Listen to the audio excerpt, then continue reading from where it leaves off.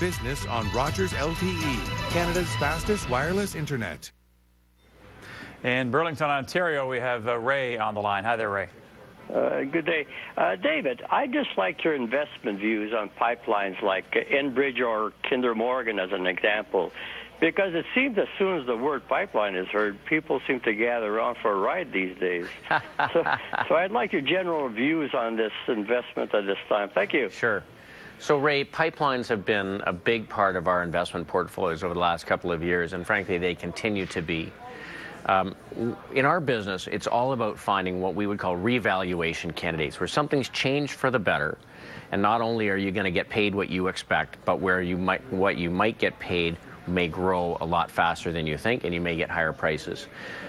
There is an army of people who will tell us how expensive the pipeline stocks are right now relative to the last 10 years, and they are.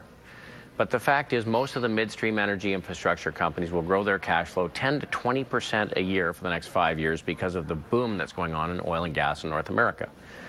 These are long life contracts they have with big customers, very bankable projects, high likelihood that they can manage their expenses.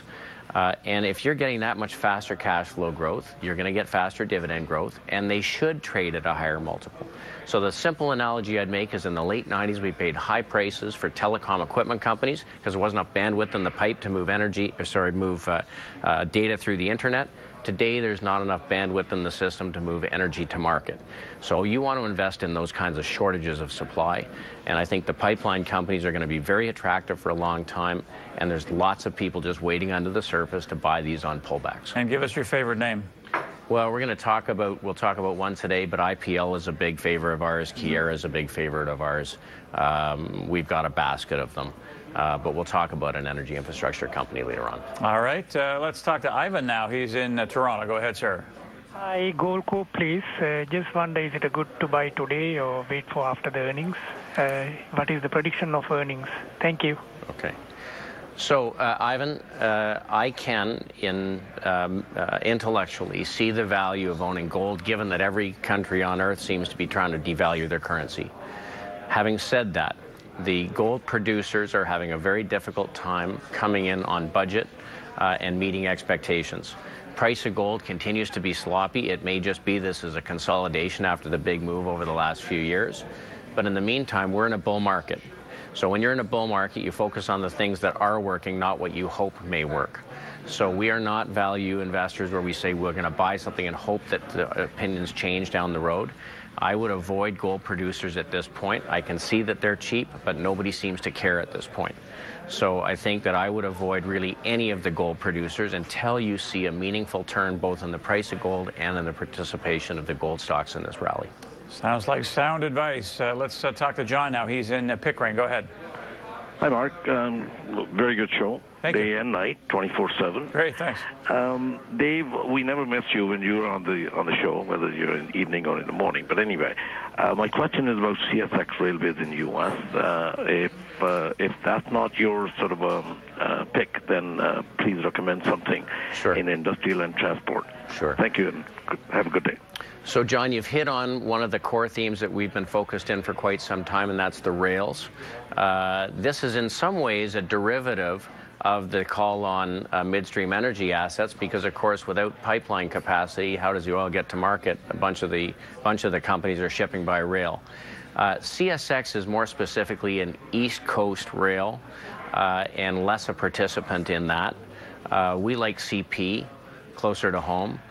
It's performing extremely well market-wise. There's probably 3 or 4 years of strong volume growth in oil, and so it's one that we think looks pretty good. So I'd prefer to own that. There's one of the stronger performing groups in the market. It's also a beneficiary of a little bit stronger North American economy, and I'm not banking on a lot stronger. We're just saying just generally slow improvement, and so I think that this is a good way to participate. Have you been shaving any of your positions in CP, or has it become maybe too big in terms of a weighting in some of your portfolios? No, it's a larger weighting, but it continues to be very solid. I mean, technically, if you look at the way the stock's behaving, it's a very tight price pattern. Every time it pulls back, there's buyers underneath the surface. So, you know, that is something that's very attractive to us. We don't like to see volatility. It means that There's lots of interested parties, and I think this is one that can continue to perform well. One thing you also say is that you want to let your winners run. Sometimes there's a psychology where people get nervous and they feel the need to sell, right? Well, as I mentioned before, when a revaluation begins, it often goes on a lot longer than you think. And you have to keep in mind there will be an army of people prepared to tell you how expensive it is relative to recent history. Mm-hmm. And that almost always starts like a third of the way through the move. So, you know, listen, I think that we're in a market that's being driven by liquidity. That's likely to continue. And in that environment, I think these companies are going to do well. All right, interesting stuff. We have lots of demand here for David, and not surprisingly, through calls and tweets and emails. And we've cobbled a bunch together in the Market Call Minute.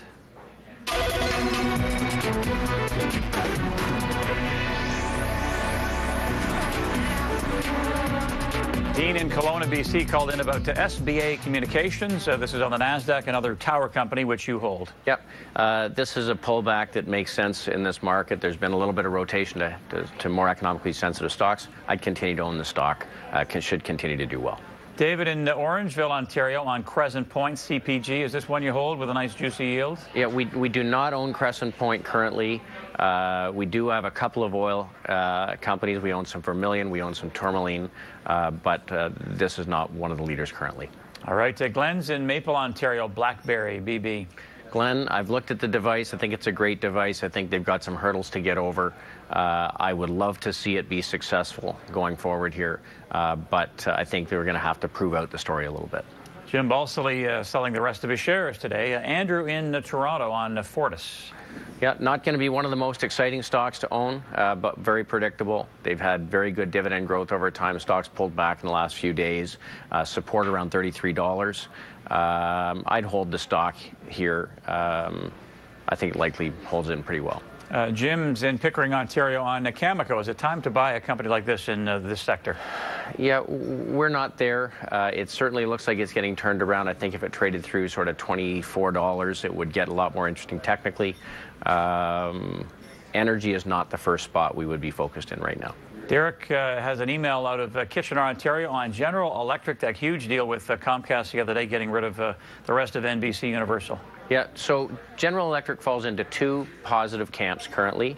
The conglomerates in general are doing pretty well because of the diversified cash flow streams. And companies that are in industrial equipment, industrial machinery are big beneficiaries. I guess the third thing is that they're selling a lot of gas turbine engines.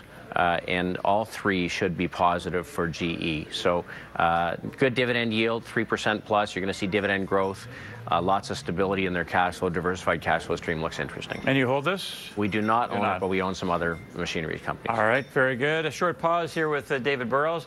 We'll come back and take a look at his past picks and then top picks today.